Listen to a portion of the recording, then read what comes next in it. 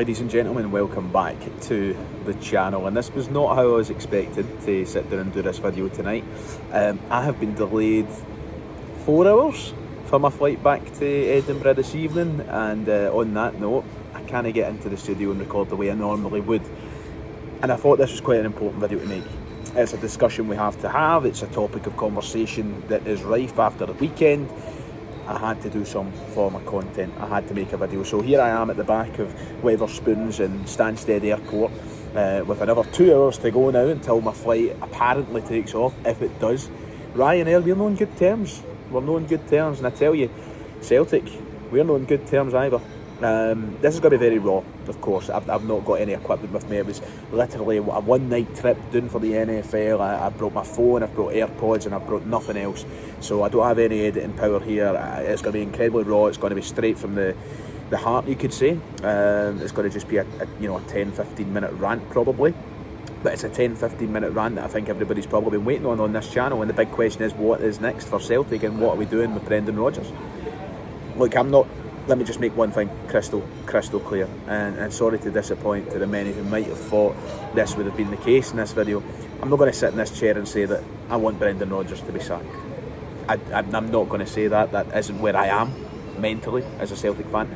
I've made it clear numerous times with several different issues that have been either related to the manager or unrelated to the manager, that I think that I try and look at things as level-headed as possible, and I'll be as patient as possible. But there is conversation to come. So I'm not sitting here saying that it's going to be a case of everything's hunky-dory and Rodgers is getting away with it here. No. I'm just not at the stage yet where I'm like, right, it's time to get rid of him. I'm not.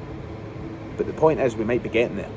I think we're getting there as a collective. And yesterday at Dens Park, it was a huge chance for Brendan Rodgers to really start getting support back on side. It was a huge chance for him to right the wrongs of the first portion of the season. You're going away from home against Stephen Presley's Dundee, and I mean it with all due respect to both Stephen Presley and Dundee, and you're being outclassed. You're being tactically undone. You're looking like the team that are 11th in the table with one win to their name, and it's becoming all too common a theme for Celtic, and that's concerning, because this season has just been constant, game after game, disappointment, performances being questioned. How long can you actually put up with it before you have to start raising serious questions about the manager? I mean, a lot of people have already started having serious conversations about the manager. That happened, as soon as Kyra Almaty was finished for some people. Of course, me as a huge Brendan Rodgers fan, I've tried my best to defend. But even though I'm not sitting here saying that I want him sacked today, I'm acknowledging that conversation, that very uncomfortable conversation, could be coming soon if they don't, if he doesn't hurry up and buck up his ideas.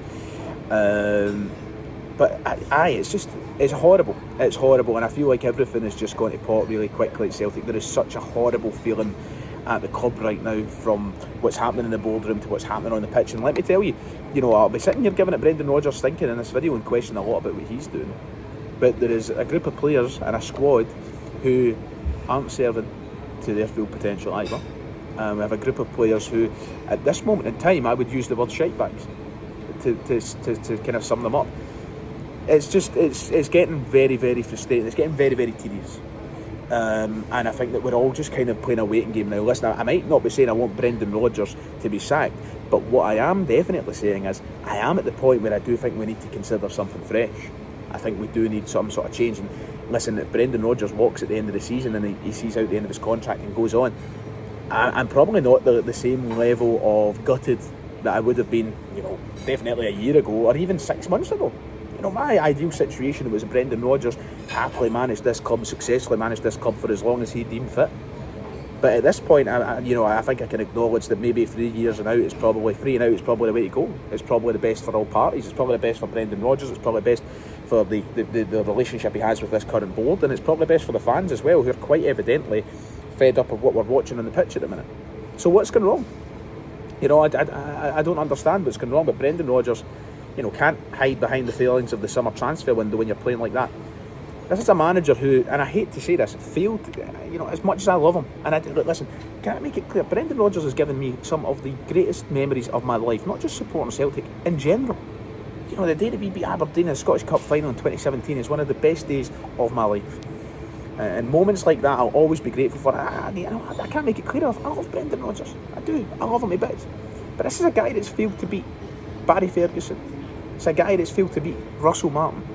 And it's now a guy that's failed to beat Stephen Presley.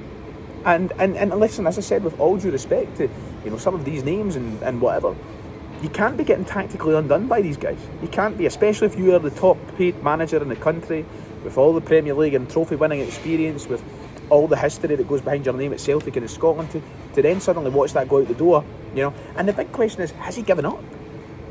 Has Brendan given up? Have the players given up? That's another side. That's a video for another day. We could maybe even do that tomorrow. But has he given up? Because it certainly feels like he's given up. It certainly feels like Brendan Rodgers is just checked out mentally. He knows that the summer didn't go the way he wanted it to. And he knows that he's not going to be here next year. But let me cut to the chase. I've done a lot of waffling. And I know people aren't going to be happy with me sitting here, what feels like defending Brendan Rodgers. Let me make this clear. For me, Brendan Rodgers has 6 or 7 games to really save his job at Celtic. That's the line you've been waiting for. There you go.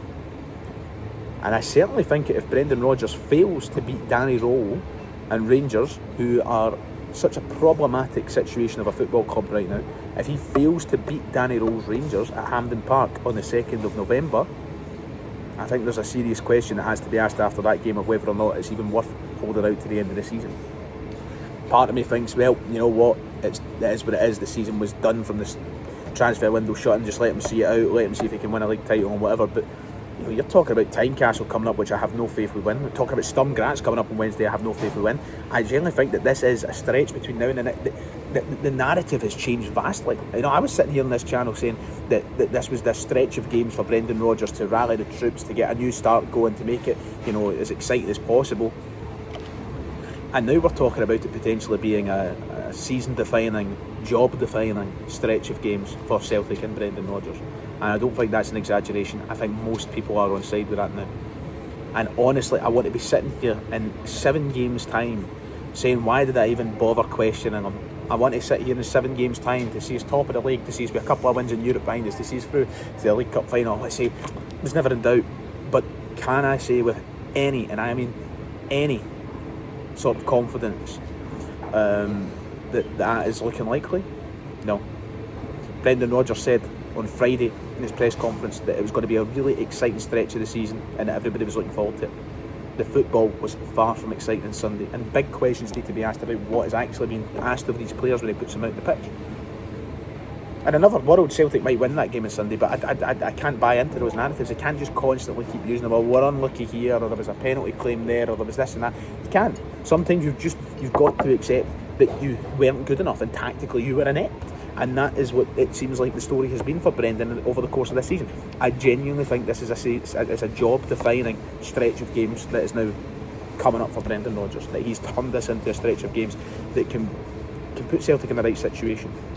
The thing is, and just to go and slightly flip the narrative for a moment, and to slightly, perhaps maybe defend Brendan Rodgers here, if you look at it in this way, it's not what I'm intending. But the board will be rubbing their hands. This is exactly what they are looking for. This is exactly what they want. They still are under a barrage of questioning and attack and protest. I say attack. It's not an attack. Making it sound like we're out there fucking throwing stuff at their motors.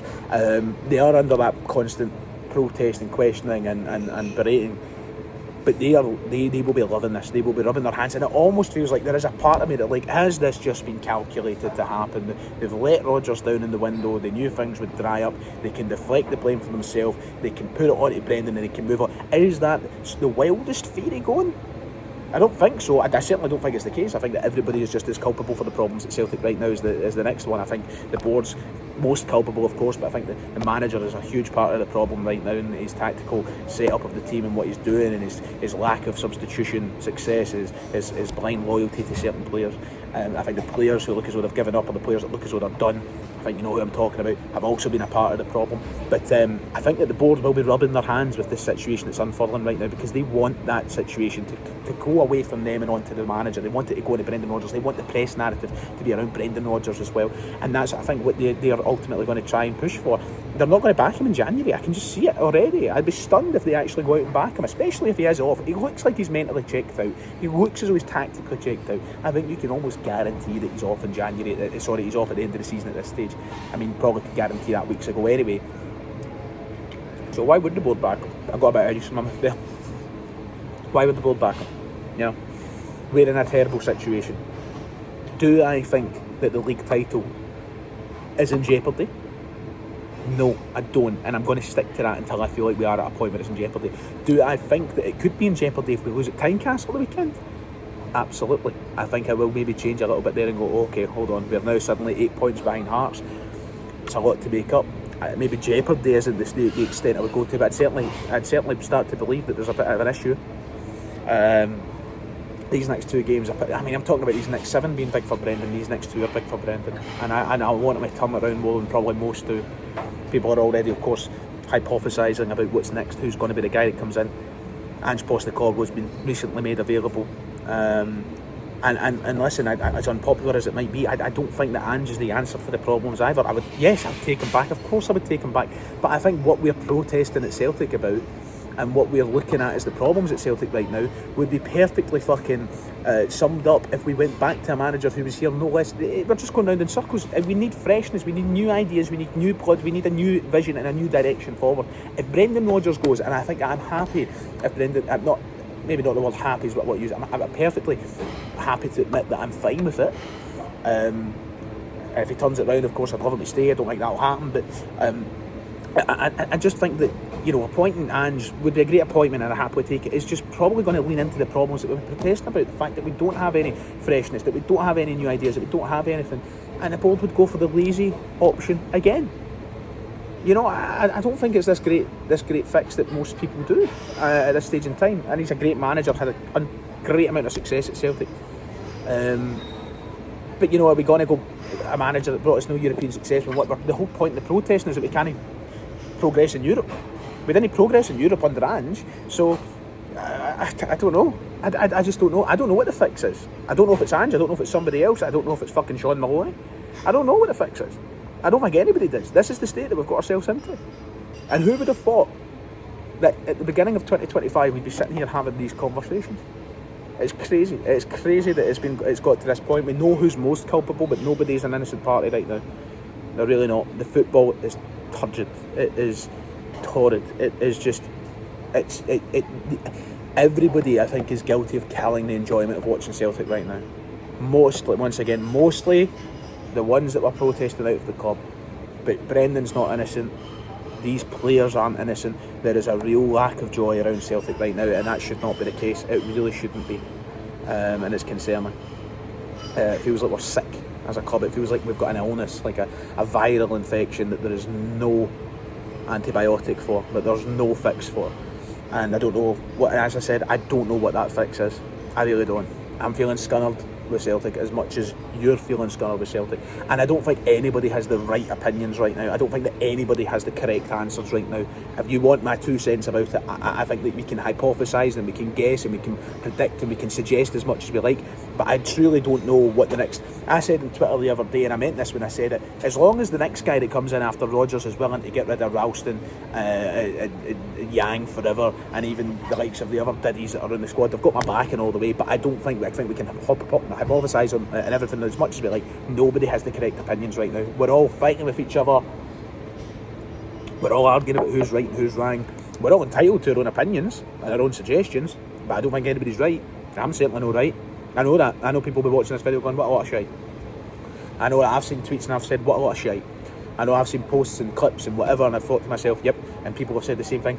It's in times, it reminds you of COVID, when just everybody was bickering amongst themselves, and that isn't the feeling that we should have at this club right now, and that is concerning. But it's a big week now, and we can't keep saying it, we can't keep starting every week, it's a big week, it's a big game, we need results. Aye. It's a huge stretch of games for Brendan now. I want him, I want him so badly to turn it round. Do I believe he can? I don't know. I don't, and hopefully I'm proven wrong on that. But anyway, right, we're here in Stansted Airport. I've got another wee while. Let's see, what am I looking at here? Oh, gate info at 20 to 10, what are we at now? Still a long way away. Right, ladies and gentlemen, thank you for watching. If you've enjoyed, please make sure to hit like and subscribe. We'll be back in the studio and such tomorrow. Until then, take care, and I'll see you next time.